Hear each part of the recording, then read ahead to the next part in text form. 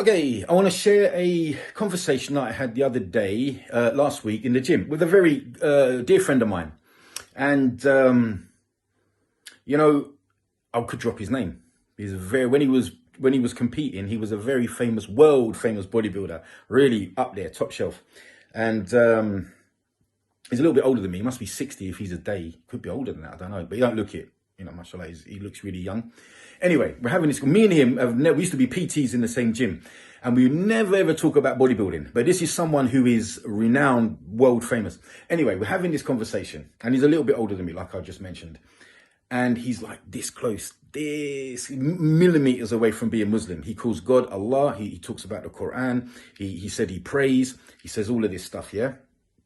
And, he could, I don't know, he could even be Muslim. But the people that own the gym that he works at, they're Muslims. They're good people. So he's in good company. So I don't need to push. He's an adult. He's ready when he's ready. Okay. Now we're having this conversation and there's a couple of other people there. And I'm trying to say to him and the others that having less life can be a blessing. Having less time to live can be a blessing sometimes.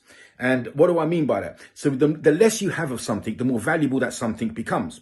Whatever that commodity is, money, time, whatever, yeah? Things that you have less of are more valuable. So I made the example that if you live 100 years, I know in reality, we don't know how long we're going to live. It's only God knows that destination and that time. But for the sake of conversation, I said, we're going to live 100 years, all right? And I'm going to give you an analogy that I'm going to give you £100. Now, I'm going to give you £100, I'm going to ask you for £1 back. No problem. You've got £99 left. Someone else will ask you for £1. Someone else asks you for £1. So, and this goes on and on and on until you get to below like £49, less than half. Now you're going to become really selective who you're giving your pound to. Why do you want it? Where are you going to spend it? What am I going to get for it? Etc., etc.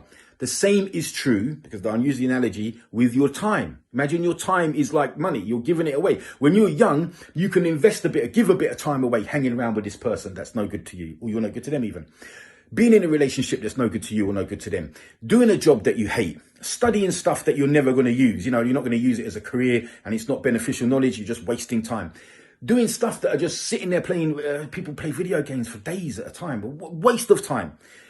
When you're young, you always think that you're going to never run out of this time, or you're never going to run out of money, because you always see it as far in the future. When I'm young, I'm going to get on my deen when I'm older. So you kick it down the road. You kick the can down the road. When I'm older, I'm going to wait till I get married and me and the wife are going to come on the deen together properly. Kick it down the road again. We're going to wait till we have kids again down the road. We're going to wait till the kids are a bit older. It's always you're going to run out of road. You're going to kick it till one day you'll run out of road. You won't have any more road to kick the can down. Okay, now is the time. So, as you get older, your time becomes precious. My time is very precious. I'm in my 50s now. These are the places that I go. Work, because I've got responsibilities. I need to pay for things. Gym, because I need to train, because it keeps me mentally balanced and keeps me healthy, inshallah. Okay. Masjid, because I love the masjid and it's compulsory upon me as a Muslim man to pray in the masjid, the mosque. Okay. As many times as I can. Home, because I need to relax. I need to be home sometimes. Okay. And occasionally the coffee shop. Occasionally. Talking once a week or maybe even less than that. Okay. That's it. I invest my time in things where I'm doing it for a reason or a purpose. I'm at work for money. I'm in the gym to get healthy. I'm in the masjid to feel good. I'm at home to relax, etc., etc. So I'm always doing something that's targeted. I never waste time anymore. I have a friend or one or two friends that pop up and see me occasionally, have a cup of tea, they'll go home. Occasionally I might go and visit them and then I go home. I ain't got time to waste on the internet talking to women. I've got no time to waste on anything at this age. Everything is targeted. Okay. Now, so my advice would be this. You can't put an old head on young shoulders. Okay. You can't give wisdom to someone young. Anyone under 30 is young. Okay. So, but that younger person can look at the older person and think, well, you've made a lot of mistakes. No problem. I will not repeat those mistakes and I will try and do it differently to what you should have done. I'm telling you now, the younger that you learn this lesson and you apply your time in the things that are Islamic or following the Islamic lifestyle, the happier you will be. The happier you will be spiritually, mentally, physically, financially. You may not be rich, but you'll be contented. Okay. The rich man is not the one with the most wealth. The rich man is the one that's happy with what he has or she has. Okay. If I could make anything different in my life, it would be that I become Muslim younger. I become Muslim at 25 or 26. I can't remember. Okay. It's 25, 26. I think it's 26. Okay. I wish I'd have become Muslim at 6.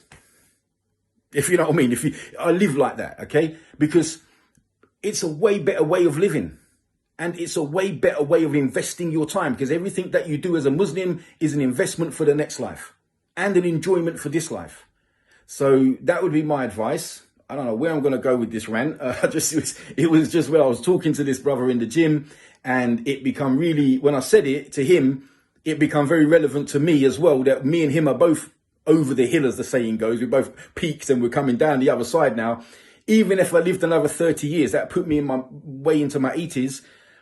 That's not long, man. 30 Ramadans, 30 Christmases, 30 summers, 30